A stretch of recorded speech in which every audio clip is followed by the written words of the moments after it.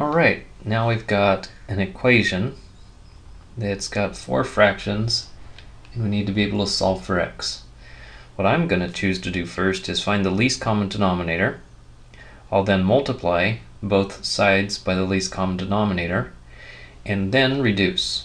That will do what's called clear the fractions. So to begin with, the least common denominator, it needs at least a 3x. This has a 3 and that has an x, so by having 3x that takes care of that. It also has to have a 2. So in actuality I should use a 2 times a 3x, or in other words the least common denominator is 6x. So now multiply all terms by a 6x.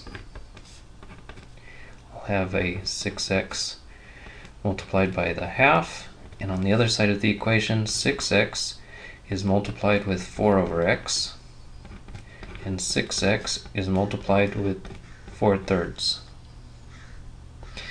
And now begin reducing. So in this first term we've got the x and the x are going to cancel, as well as a 3 will divide into a 6 2 times. So here we have just a 4 that's left. This next one says cut the 6 in half. That leaves a 3 times x.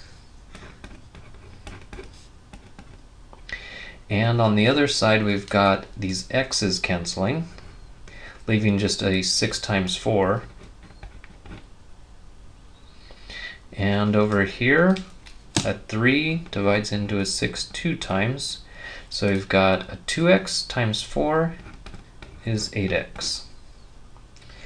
And then putting like terms on one side, for example, the 3x right here, I'll move to the right hand side by subtracting.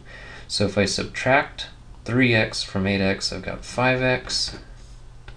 And then subtract 24 from both sides.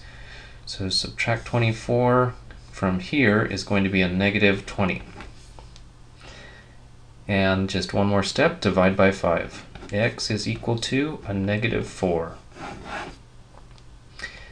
Now with rational equations, you should always check your answer one way or another. I'm going to use a graphing calculator to check.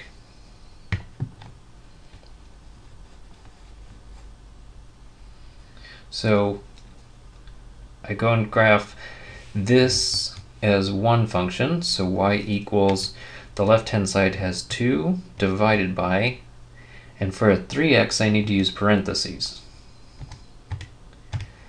and plus 1/2.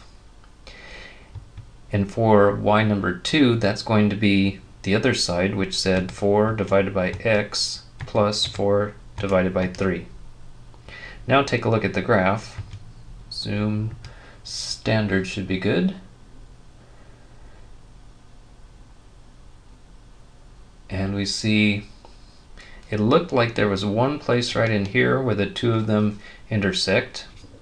And so I can zoom in on that area by going to the window and get close to this x equals negative 4. So maybe negative 7 to negative 2.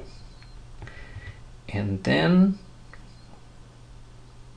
maybe this can be narrowed down to negative 5 and positive 5. Let's take a look at the graph and see.